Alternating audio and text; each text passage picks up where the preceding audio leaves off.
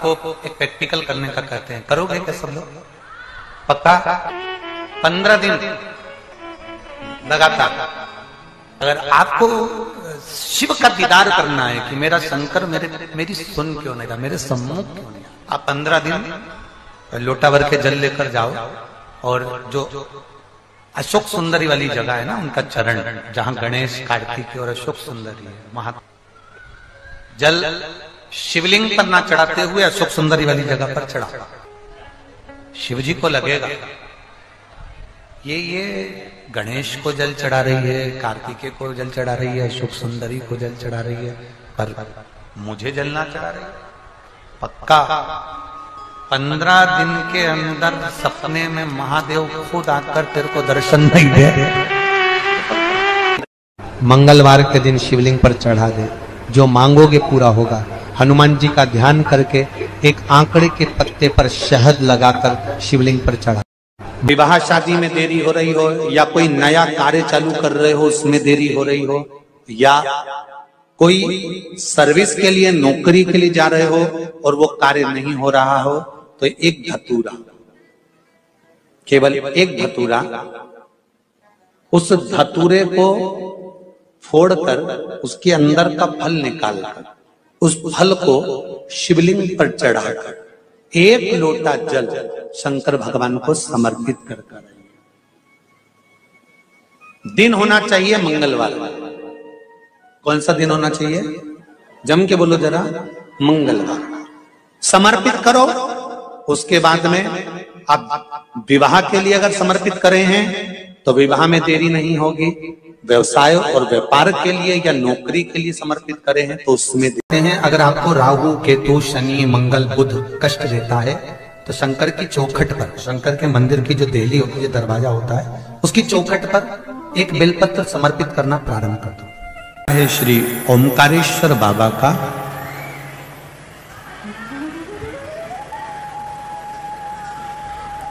देवऋषि नारद के लिए,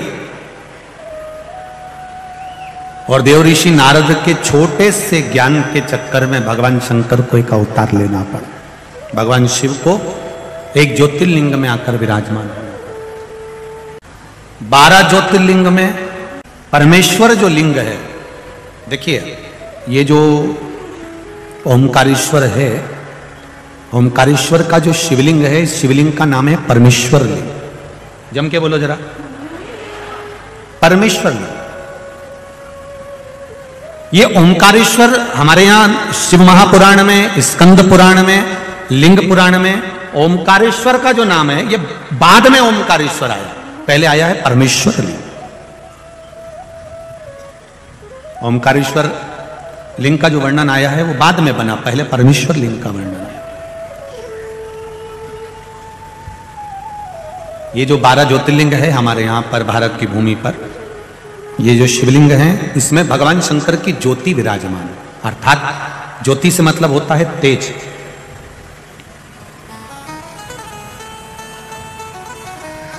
संसार में चाहे कोई शंकर जी की पूजन करे ना करे, पर जितने भी मनुष्य के शरीर है, मानव की जितनी देह है, मानव का जितना शरीर है, और चाहे जलचर हो, थलचर हो, वायुचर हो, जीव जितने भी हैं, उसमें जो जठर अग्नि होती है, भोजन पचाने की जो सामर्थ्यवान अग्नि होती है, जो शरीर के अंदर होती है, वो शरीर की अग्नि ही शिव की ज्योति के तुल्य होती है। इसलिए उसको समझना कि संसार में जितने भी मनुष्य हैं, जितने भी मानव हैं, ये कोई साधारण नहीं है। सब में भगवान समाया है, प्रत्येक में नर नारायण, प्रत्येक में भगवान, प्रत्येक में भगवान समाया। इसलिए शायद लोग कहते हैं तुझ में रब दिखता है यारा में, सब में भगवान समा, प्रत्येक कंकर कंकर शंकर। और उसका फल केवल एक दीवार ऐसी होती है जहां पर हनुमान जी का चित्र लगाया जाता है।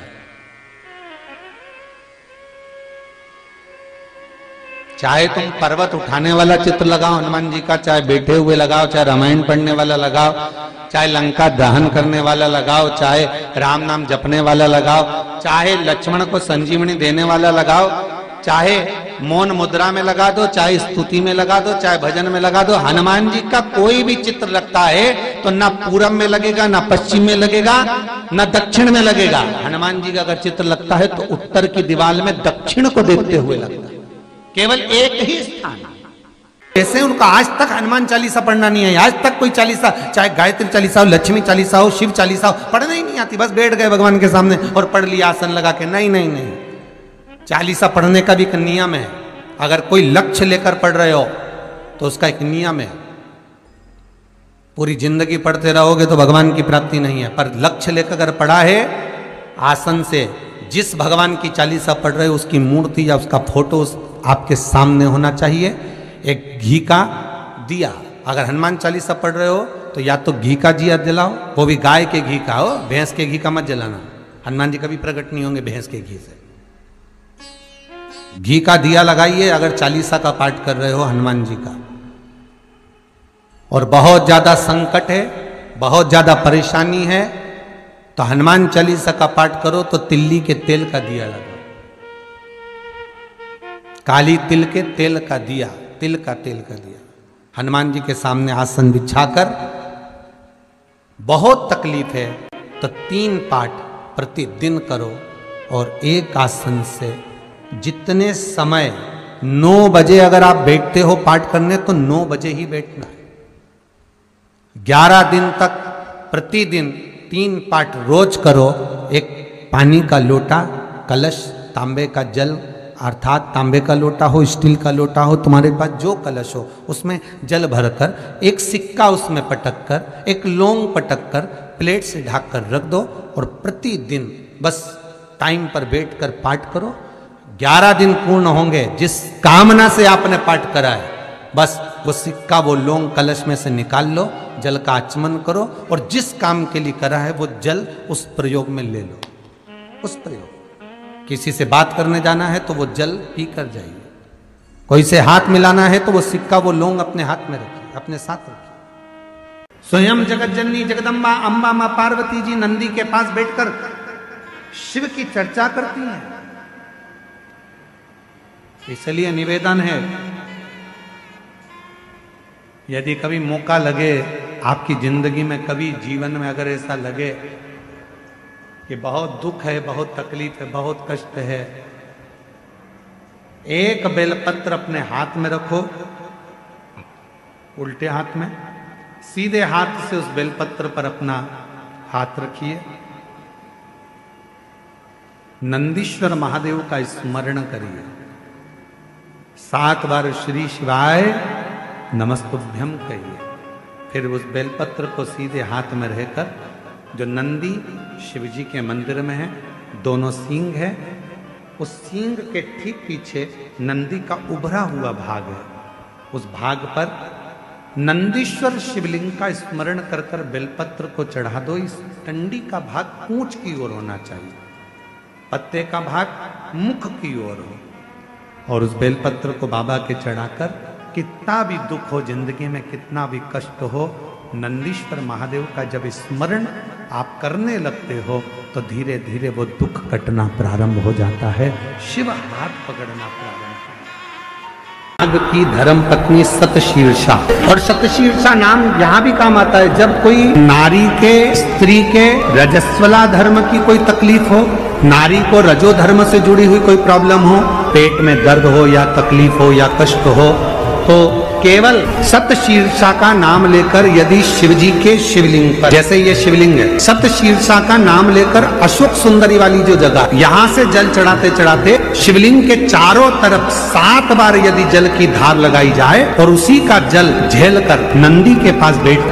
सतशीर्षा का नाम लेकर अगर पिया जाए, रजो धर्म से जुड़ी हुई जितनी भी तकलीफ हो, रजस्वला धर्म से जुड़ी हुई जितनी भी तकलीफें होती हैं, वो धीरे धीरे समाप्त होने। घर में अगर कोई वाहन आता है, घर में अगर कोई गाड़ी आती है, चाहे 2 व्हीलर आए, चाहे 4 व्हीलर आए, या कोई फैक्ट्री हो जो चल नहीं रही हो, बड़े परेशान हो गए, कुछ दिन अच्छा चलती फिर बैठ जाती, कोई व्यापार आप कर रहे हैं और थोड़े दिन अच्छा चल रहा है, थोड़े दिन बैठ रहा है, तो कुछ नहीं करना, केवल हनुमान जी के मंदिर का उल्टा पांव का सिंदूर लेकर आइए, हनुमान जी के 3रे नंबर का भाई गतिमान का नाम लेकर, और दुकान पर, व्यापार पर, फैक्ट्री पर या गाड़ी पर उसका स्वस्तिक बना दी। जिंदगी में कभी ना तो गाड़ी का एक्सीडेंट होगा, ना कहीं वो गाड़ी कभी ठुकाएगी और ना कभी खड्डे में जाएगी। और अगर फैक्ट्री पर आपने अगर स्वस्तिक बनाया है तो वो फैक्ट्री कभी कर्जे में, खड्डे में नहीं। का आर्द्रा नक्षत्र है।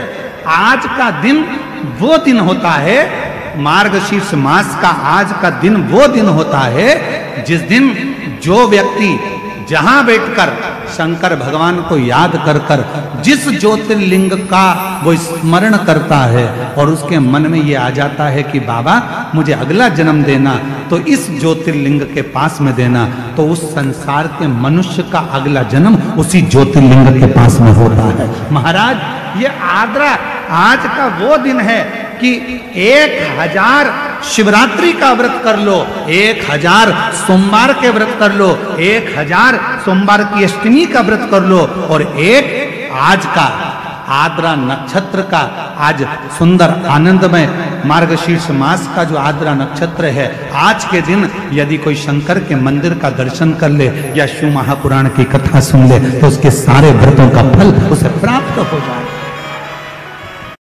तो ये जीवन का एक सुख है, जीवन का एक आनंद है। हर हर वो तो प्रदान कर रहा है। बहुत शिव जी के पास में कुछ वो कहते हैं, दो बातें आती हैं।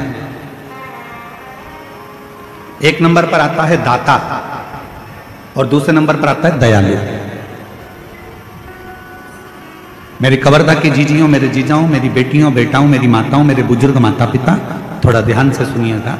एक नंबर पर आता है दाता और दूसरे नंबर पर आता है दयालु। दोनों में सर्वश्रेष्ठ किसको कहेंगे? जम के बोलो जल्दी से। दाता को श्रेष्ठ कहेंगे कि दयालु को श्रेष्ठ कहेंगे? बोलो बोलो जरा, जम के बोलो। दाता श्रेष्ठ है कि दयालु श्रेष्ठ है? दयालु श्रेष्ठ। बिल्कुल सही कहे हैं कबीर धाम वाले, एक बार जोरदार ताली बजाओ अपने खुद के लिए। बिल्कुल सही। दाता और दयालु ये दो शब्द हैं।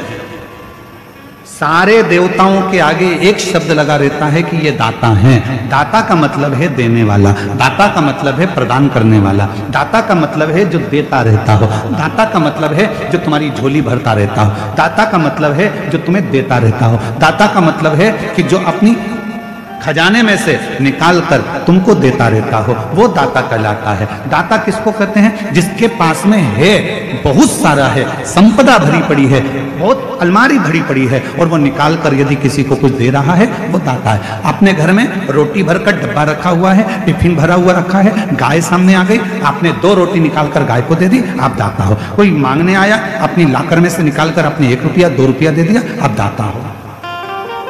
किसी को कपड़े की दुकान थी, कपड़ा बहुत था, कोई को जरूरत थी, तन पर वस्त्र नहीं था, आपने वस्त्र दिया, आप दाता हो। किसी को अन्न का दान दिया, आप दाता हो। आपके पास में था, जिसके पास में था उसने कुछ निकाल कर दिया तो वो दाता कहलाता है। और जिसके पास कुछ भी नहीं है, ना घर है, ना जमीन है, ना जायदाद है, ना संपदा है, ना दौलत है, और उसके बाद भी वो अपने दरवाजे से खाली ना भेजे तो उसको दयालु कहते हैं।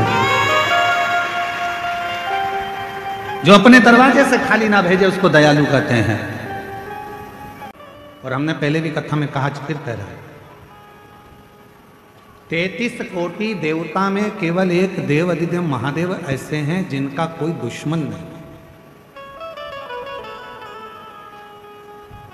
33 कोटि देवता में केवल एक देव अधिदेव महादेव है जिसमें जिनका कोई दुश्मन नहीं है। देवता भी उनकी पूजन करते हैं, गंधर्व भी उनकी पूजन करते हैं, अप्सराएं भी उनकी पूजन करती हैं, पशु भी उनकी पूजन करते हैं, पक्षी भी उनकी पूजन करते हैं, नाग भी उनकी पूजन करते हैं, किन्नर भी उनकी पूजन करते हैं। जिनका आराधना साधना सब करते हैं वो केवल एक हैं, देव अधिदेव महादेव। सब पूजन।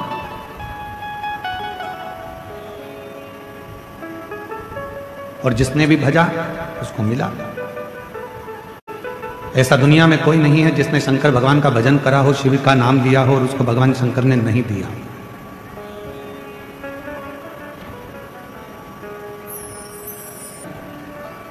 नानक देव जी, आप इस मृत्यु लोक में रहो, इस संसार सागर में रहो, इस भूमि पर रहो तब तक उस परमात्मा का नाम स्मरण करते रहो।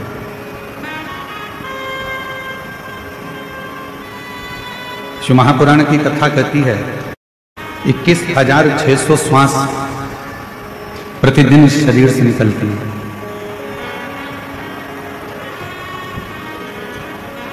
और 21,600 श्वास प्रतिदिन शरीर से निकलती है। ऐसी कोई श्वास आपके शरीर से नहीं निकलना चाहिए जिस श्वास में उस रब को याद ना करो, उस परमात्मा को याद ना करो, उस ईश्वर को याद करो।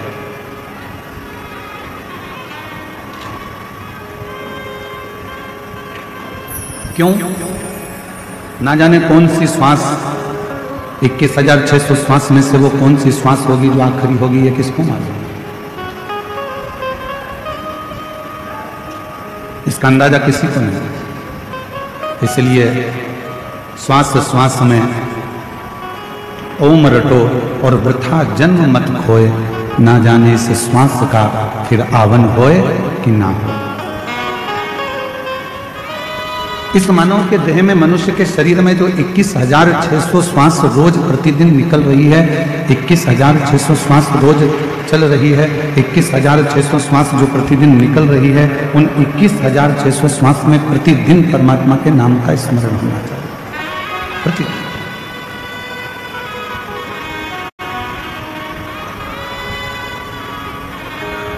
एक बार मां पार्वती जी, जगतजननी अंबा जगदम्बा, मां जगतजननी दुर्गा भवानी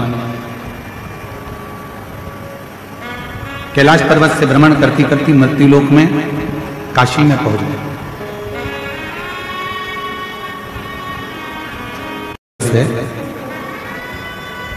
हम जानते हैं कि ये लेडियां थोड़ी चल नहीं रही हैं, पर कार्यकर्ता लगे हैं, शीघ्र चालू कर देंगे। आप लोग बैठकर कथा का लाभ लीजिए, ये मौका बार बार नहीं मिलेगा।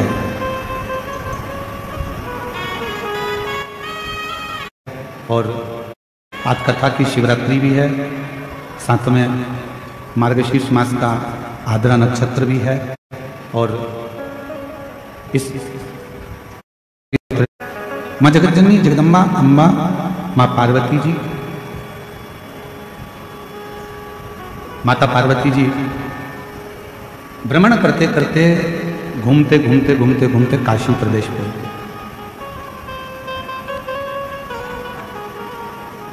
और पार्वती जी जब काशी प्रदेश पहुंची, काशी में पहुंची, तब माता पार्वती जी कुछ देर मां गंगा जी के घाट पर बैठ गई।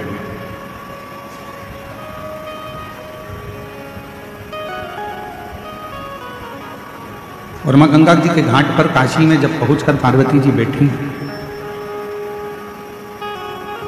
गंगा की लहरों की अटखलियां मां पार्वती जी देख रही हैं।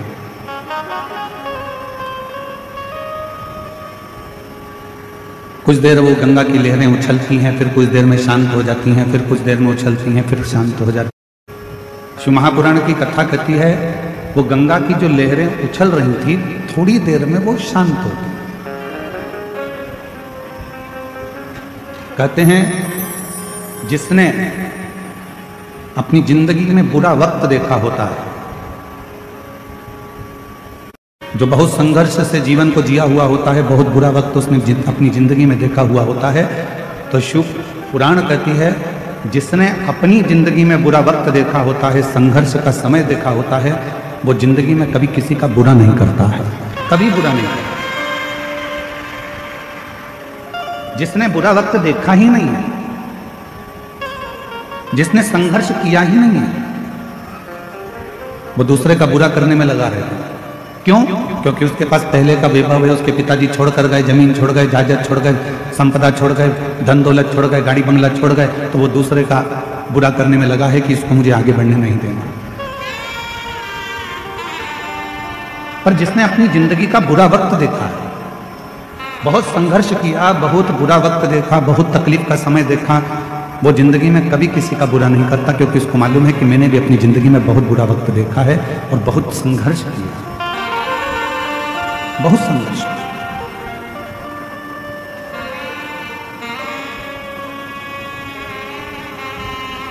एक प्रसंग याद आता है, गुरु नानक देव जी का।